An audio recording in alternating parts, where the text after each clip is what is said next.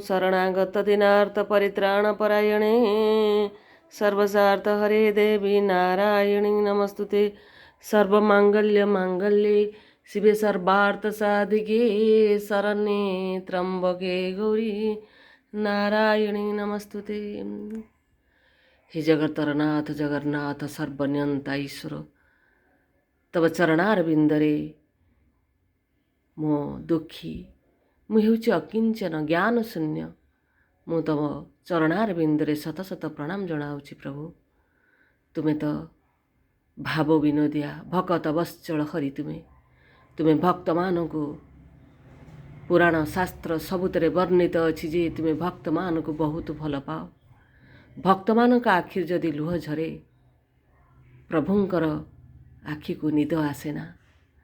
सेहिथिपाई तो प्रभु तुमे होइछ चका नयन जगतर होइछ तुमे नाथ परम पिता। तेणु हे जगन्नाथ प्रेमी भाई भौणी माने सर्वप्रथमे से परम पिता जगतर नाथ जगन्नाथंक चरण तले मो प्रणाम जनाई आज सकाळ गोटे शुभवार्ता मो आपण मानक देबाकु चाहे आ मोर छोट संतान मानक मध्य कहबाकु चाहे। मनुष्य आमे जन्म पाइछे आम भितरे सदा सर्वदा अनेक आगुआ आगुआ कथा को आमे भाबू केमती मिली जाता। तेणु सबुबले आमर लालसा रही थाए। आमे सबुबले जदि गोटे कौन सी जिनिस न मिले आमे सेथिपई असंतोष होई थाउ। से असंतोष र मूल कारण होची मोह बा आसक्ति। एला भागवतर कथा। मनुष्यर असंतोषर मूल कारण होची मोह बा आसक्ति। आसक्ति व्यतीत अन्य किछि नुह। तेणु जदि आमर कौन सी जिनिस प्रति आसक्ति न थांता आमे कौन केबे हे जगन्नाथ प्रेमी भाई भणी माने प्रत्येक जिनिस को पाया पे जिज्ञासा करते। तेणु से मोह आ आसक्ति आमको एमती कबलित करी रखिछि आमे चाहिले भी से मोह आसक्ति मुकुली पारुना।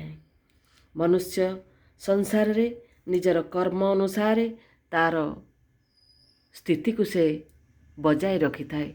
केउठारे मानस मिले तो सम्मान मिले केउठी ताकू अपमान भी मिले आउ दुख सुख ताकू भोग करने को पड़ी थाए। तेणु आम कर्म ही भगवान।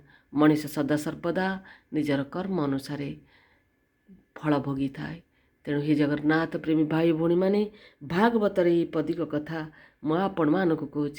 आमे सदा सर्वदा से परमात्मा को प्रणाम जनाई आमर प्रत्येक दिनचर्या आरंभ करिबा एवं तांकर पथ को अनुकरण करिबा एवं तांक चरण तले शरण भिक्षा मागी जीवनर नौका को आग को बढ़ाई नबा। सर्वे भवन्तु सुखिनो सर्वे सन्तु निरामया सर्वे भद्राणि पश्यन्तु मा कश्चित् दुःखं भाग् भवेत्। जय जगन्नाथ जय पंच।